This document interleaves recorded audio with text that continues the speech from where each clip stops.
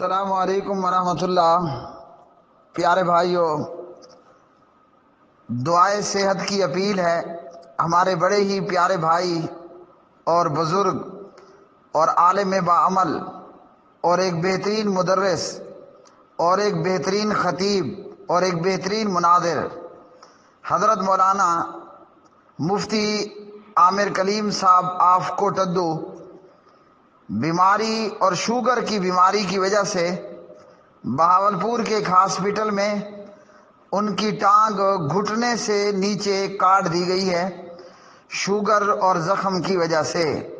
تمام اہل توحید بھائیوں سے اور تمام اہل اسلام سے جو بھی حضرت مفتی عامر کلیم صاحب کا تعارف رکھتے ہیں اور وہ جو تعارف نہیں رکھتے، درد مندانہ اپیل ہے، اللہ سبحانہ و تعالیٰ کی بارگاہ میں ان کی صحت یابی کے لیے دعا فرمائیں اور اللہ تعالیٰ ان کو صحت والی عافیت والی زندگی عطا فرمائے اور اللہ ان کی زندگی کی سانسوں کو لمبا کرے تاکہ وہ اپنی زبان سے اور اپنے کردار سے اسلام کی خدمت کرتے رہیں اور مسلمانوں کی خدمت کرتے رہیں،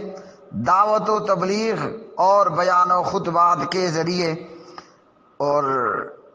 دعا گو ہوں میں کہ اللہ تعالیٰ ہمارے بھائی کو اور شیخ کو اور محترم کو صحت والی اور عافیت والی زندگی عطا فرمائے۔ اسأل اللہ العظیم رب العرش العظیم ان یشفیہ